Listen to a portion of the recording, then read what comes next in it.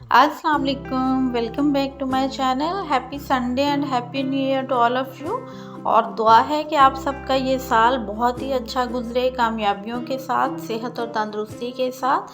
तो यहाँ पे मेरे गार्डन की अपडेट है और साथ में मैं शेयर करने वाली हूँ आज अपने गार्डन की कुछ टिप्स कि जिस तरह से मैं वेजिटेबल्स को ग्रो करती हूँ और कौन सा मैं खाद जो है वो रूटीन में इस्तेमाल कर रही हूँ कि मेरे प्लांट्स जो हैं वो इतने हेल्दी हैं और इतने अच्छे लश ग्रीन ग्रो हो रहे हैं। तो उसके लिए मैं कहीं से भी बाय नहीं करती हूँ वो फर्टिलाइज़र, और मुझे घर से ही मिल जाता है। बहुत सारी ऐसी चीज़ें हैं जो हम वेस्ट जो हैं वो फेंक देते हैं, हमें लगता है कि ये कचरा है, बट वो हमारे लिए बहुत काम की चीज़ है। ख़ास करके हमारे प्लांट्स के लिए तो बहुत ही अच्छी है। अगर आप घर पे ऑर्गेनिक गार्डनिंग कर रहे हो तो वो आपके लिए बहुत ही फ़ायदेमंद है। और वेजिटेबल्स की अपडेट भी देख लें साथ साथ कि किस तरह से चल रही हैं और कैसी चल रही हैं। अगर हम वो चीज़ इस्तेमाल करें जो कि मैं करती हूँ तो आपके प्लांट्स कैसे ग्रो होंगे वो आप देख सकते हैं। तो हमारे किचन से डेली हम खाना बनाते हैं, फ्रूट्स खाते हैं, बहुत सारे ड्राई फ्रूट्स हैं विंटर के, वो हम यूज़ करते हैं, एग्स हैं, बहुत सारी ऐसी चीज़ें हैं जो वेस्ट हम फेंक देते हैं, उनको हम किसी यूज़ में नहीं लेके आते हैं। लेकिन उनको मैं फेंकती नहीं हूँ। अगर आप एक गार्डनर हैं और आप अच्छी गार्डनिंग करना चाहते हैं कि आपकी मिट्टी अच्छी हो और आपकी मिट्टी में जो है वो बहुत अच्छे न्यूट्रिएंट्स हों सारे ही प्लांट्स की ग्रोथ के लिए, तो आपको इन चीज़ों को फेंकना नहीं है। इनको आपको अपने गार्डन में किस तरह से यूज़ करना है। उसमें एग शेल्स हैं, एग शेल्स का बहुत यूज़ करती हूँ मैं अपने प्लांट्स के पॉट्स में, मिट्टी में। तो वो इस तरह से आप इस्तेमाल कर सकते हैं। जब हम किचन में एग्स का यूज़ करते हैं तो उनके हम छिलके फेंक देते हैं, तो मैं उनको वॉश करके रख लेती हूँ, सन में ड्राई करती हूँ, यानी कि धूप में रख देती हूँ और वो ड्राई हो जाते हैं तो उसके बाद उनको प्लांट्स में डाल देती हूँ। तो ये बहुत अच्छा कैल्शियम का सोर्स होते हैं प्लांट्स के लिए। और जितनी भी कैल्शियम की कमी है फ्रूटिंग प्लांट्स में वो सब दूर कर देते हैं। और इस तरह से डाल देती हूँ मैं प्लांट्स में। और उसके बाद जब मैं गुडाई करती हूँ, जो कि मैंने एक वीडियो भी शेयर किया है कि हमें अपने प्लांट्स की गुडाई जो है वो क्यों करनी चाहिए। तो जब मैं गुडाई करती हूँ तो मुझे उसका फ़ायदा ये हो जाता है कि वो जो मैंने इसमें डाले होते हैं जितने भी वेस्ट मटेरियल किचन का, तो वो सारा मिट्टी में मिक्स हो जाता है ड्राई होने के बाद। और फिर जब वो मिट्टी के अंदर मिक्स होता है तो उसकी डिकम्पोजिशन स्टार्ट हो जाती है। मिट्टी को वो लाइट वेट बना देता है, जितने न्यूट्रिएंट्स चाहिए होते हैं वो भी मिल जाते हैं। सेम एज में बनाना पील्स हैं, चाय की पत्ती है, जिसको हम बिल्कुल भी किसी इस्तेमाल के काबिल नहीं समझते चाय पीने के बाद। तो उसको वॉश करें, इसमें जितना भी शुगर का कंटेंट है उसको निकाल दें, फिर ड्राई कर लें। और वो इतना अच्छा एनपीके है आपकी ग्रीन वेजिटेबल्स के लिए। तो आप देखो कितनी ग्रीन माशाल्लाह वेजिटेबल्स हैं। इनमें मैं ज़्यादातर जो है वो हर 10 दिन के बाद चाय पत्ती तो ज़रूर ही डालती हूँ। इसी तरह आपको इस गमले में भी मैं दिखा देती हूँ। यहाँ पे काफ़ी सारा आपको वेस्ट मटेरियल दिखेगा जिसमें चाय पत्ती है, शेल्स हैं। तो ये सारे हमारी मिट्टी को पोरस कर देते हैं। हमें कोकोपीट ऐड नहीं करना पड़ता अपनी मिट्टी में, हमारा बजट भी ख़राब नहीं होता है। और हमारे पास घर से ही जो वेस्ट चीज़ निकलती है उसको हम बाहर फेंकने के बजाय उससे बहुत सारे बेनिफिट्स ले लेते हैं। तो इसी तरह एग शेल्स हैं, बनाना पील्स हैं या किचन का कचरा है, जो कि मैं अक्सर वीडियोस डालती हूँ कि आप उसको कैसे अपनी मिट्टी में यूज़ करें।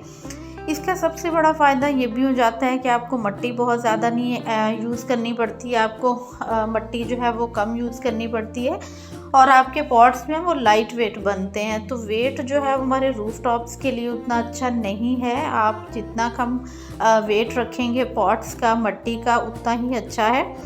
एक और फर्टिलाइज़र यूज़ करती हूँ और वो ये इस तरह से है कि मैं बनाना पील्स और चाय की पत्ती दोनों को इस तरह से पानी में डाल के रख देती हूँ और बहुत अच्छा फर्टिलाइज़र बन जाता है। और दूसरी तरफ यहाँ पे है काऊ डंग एंड साथ में मस्टर्ड केक।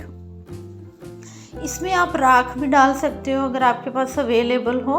और ये जो है ये बहुत ही अच्छे से जब डिकम्पोज हो जाएंगे तो इसको मैं अपने प्लांट्स में डाइल्यूट करके डालती रहती हूँ, जो कि मुझे बहुत अच्छे बेनिफिट देते हैं। और साथ में मैं ऐसे भी डाल देती हूँ जैसे आपको दिख रहा है, तो इस तरह से भी ये ड्राई हो जाते हैं जब हम पानी देते हैं। तो इसमें जितने भी पोटाश है या न्यूट्रिएंट्स हैं वो सारे निकलते हैं और मिट्टी को मिल जाते हैं। और हमारे प्लांट्स में जो फ्रूट्स वाले हैं बहुत अच्छे से फ्रूटिंग आती है और वो बहुत अच्छे से ग्रो भी होते हैं। तो गर्मियों में ये होता है कि मैं उनको मिट्टी में नीचे दबा देती हूँ, क्योंकि ऐसे रखने से चींटियाँ आती हैं, जबकि विंटर में ऐसा कोई इशू नहीं रहता है। विंटर में जो है वो थोड़े से ये ड्राई होंगे तो मैं इनको गुडाई करके तो वो मिट्टी के अंदर चले जाएंगे।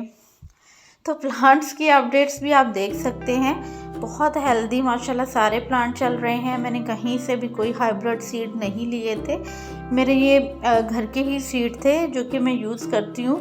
और जैसे ही हम कुकिंग करते हैं तो मैं सीड ला के डाल देती हूँ, तो प्लांट्स निकल आते हैं वही हैं और उन्हीं से ही अच्छी फ्रूटिंग मुझे मिल रही है। यानी कि आप जितना चाहें आप कम बजट में अपनी गार्डनिंग कर सकते हो। बहुत सारा वेस्ट मटेरियल मैं यूज़ करती हूँ और वीडियोस भी पढ़े हैं, नहीं देखे हैं तो आप ज़रूर देखिएगा और मेरे तरीके से एक दफ़ा आप गार्डनिंग करके देखिएगा, आपको यकीनन बहुत अच्छा लगेगा। आप लाइट खुद भी फील करेंगे, क्योंकि जब आप बहुत ज़्यादा इसके ऊपर पैसा नहीं खर्च कर रहे होंगे और फ्री में आपको वेजिटेबल्स मिल रही होंगी, तो असल यही मज़ा है इस चीज़ का कि आप अपने बजट को किस तरह से कंट्रोल करके तो आप गार्डनिंग कर सकते हो और साथ में हार्वेस्टिंग कर लेते हैं थोड़ी सी। बहुत सारी वीडियोस डाल रखी हैं मैंने, अगर गो थ्रू नहीं की हैं तो ज़रूर कीजिएगा। और सभी वेजिटेबल्स ऑलमोस्ट ऑर्गेनिक हैं, कभी भी मैंने वेजिटेबल्स के लिए कोई केमिकल यूज़ नहीं किया है, क्योंकि केमिकल यूज़ करें तो आपको यकीनन सब्ज़ी की जो क्वांटिटी है उसमें भी फ़र्क दिखेगा, यानी कि बहुत ज़्यादा होगी। और वेजिटेबल्स के साइज़ से भी आपको पता चल जाएगा कि इनमें केमिकल का यूज़ किया गया है। तो यहाँ ये सारी विदाउट केमिकल हैं, इसलिए इनका साइज़ भी आपको थोड़ा छोटा लगेगा। तो मैं इसी तरह से गार्डनिंग करती हूँ, कुछ भी उसमें नहीं है कि मुझे मार्केट्स में फिरना पड़ता है या मैं ऑनलाइन बाय करती हूँ। ये सारी चीज़ें स्टार्ट में ज़रूर की थी, लेकिन उसके बाद मैंने थोड़ा अपने बजट को भी कंट्रोल में रखा है कि इस तरह से गार्डनिंग को वैसे तो बहुत महंगा शौक़ माना जाता है भी, क्योंकि बहुत ही खूबसूरत से पॉट्स भी आप यूज़ कर सकते हैं, बहुत अच्छे से अच्छी वैरायटी का आप टूल भी यूज़ कर सकते हैं। लेकिन अगर आप इस तरह से गार्डनिंग करते हैं तो उससे आपको और भी अच्छा लगेगा, एंटरटेनिंग लगेगा। तो आई थिंक ये मुझे बेस्ट लगा और इसीलिए ये टिप्स आपसे भी शेयर कर रही हूँ। तो हार्वेस्टिंग आप देख सकते हो, अब बीट रूट है, अगर मैं केमिकल यूज़ कर रही होती तो यकीनन आपको ये बहुत बड़े साइज़ की नज़र आती, बट विदाउट केमिकल इसका इतना ही साइज़ मिलेगा। लेकिन टेस्ट में इसका कोई भी वो नहीं है, टेस्ट इसका केमिकल वाले से 100% अच्छा है और हेल्दी है। तो इसलिए हेल्दी ग्रो करें, बेशक थोड़ा ग्रो करें और हेल्दी ही खाएं, जो कि हमारे लिए बहुत ही अच्छा है।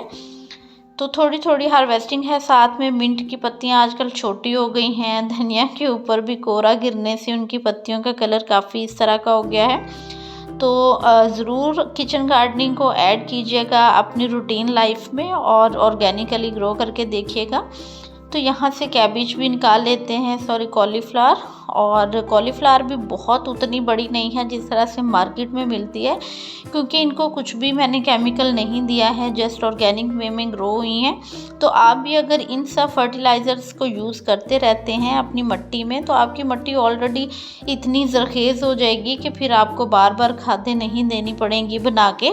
लेकिन जब आपने वेजिटेबल लगाई हो, वो फ्रूटिंग पे हो, तो थोड़ी आपको उनको बूस्ट करना पड़ता है। तो उसके लिए फिर मैं इनको जो काऊ डंग का मैंने लिक्विड फर्टिलाइज़र बना के रखा है वही देती हूँ। और माशाल्लाह अब मूली देखें, पॉट्स में जब भी मैंने ग्रो की हैं मुझे बहुत अच्छी हार्वेस्टिंग मिलती है।